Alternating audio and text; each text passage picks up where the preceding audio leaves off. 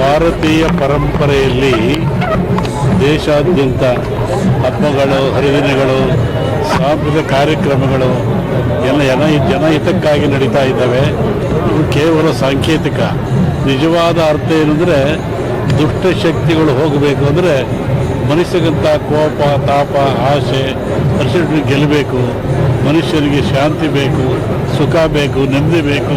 ಆ ದೃಷ್ಟಿಯಿಂದ ಇವೆಲ್ಲವನ್ನು ಆಚರಣೆ ಮಾಡೋಕ್ಕೆ ಬರ್ತಕ್ಕಂಥದ್ದು ಈ ಪರಂಪರೆಯ ವಿಶಿಷ್ಟವಾಗಿರ್ತಕ್ಕಂಥ ದೊಡ್ಡ ಸಂಕೇತವಾಗಿರುತ್ತೆ. ಈ ಬಾರಿ ಭಾರಿ ಮಳೆ ಆಗಿದೆ. ಮಳೆ ಆಗಿದೆ ಇಂದು ಹೇಳಿದ್ದಿಲ್ಲ ನಾನು. ಮಲೆನಾಡು ಬಯಲುಸೀಮೆ ಮಲೆನಾಡು ಅಂತ ಹೇಳಿದ್ದು ನಾನು. ಮಲೆನಾಡು ಬಯಲುಸೀಮೆ ಆಗುತ್ತೆ, ಬಯಲುಸೀಮೆ ಮಲೆನಾಡು ಹೇಳಿದ್ದಿಲ್ಲ, ಮಲೆನಾಡು ಆಗಿತ್ತು ಅಲ್ಲಿ. ಈಗ ಜಾತಿ ಸಮೀಕ್ಷೆಯನ್ನು ಮಾಡ್ತಾ ಇದ್ರೆ ಸರ್ಕಾರದ ಬಗ್ಗೆ ಜನ ಭಾಳ ಬುದ್ಧಿವಂತರಿದ್ದಾರೆ, ಜ್ಞಾನಿಗಳಿದ್ದಾರೆ, ತಿಳುವಳಿಕೆ ಇದ್ದಾರೆ. ಜನ ಯಾವ್ದು ಬೇಕಾದ್ರೂ ಮಾಡ್ತಾರೆ.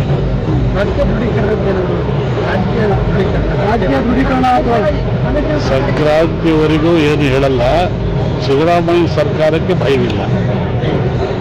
ಮುಂದೆ ಸರ್ಕಾರಗಳು ರಚನೆ ಆಗುವುದನ್ನು ಏನು ನಾನು ಜನವರಿ ಕಳೆದ ಮೇಲೆ ಹೇಳ್ತೀನಿ. ಕಳೆದು ಸಿದ್ದರಾಮಯ್ಯ ಸರ್ಕಾರ ತೊಂದರೆ ಇಲ್ಲ. ಆಮೇಲೆ ಹೇಳ್ತೀನಿ, ಜನವರಿ ಆದ್ಮೇಲೆ ಹೇಳ್ತೀನಿ.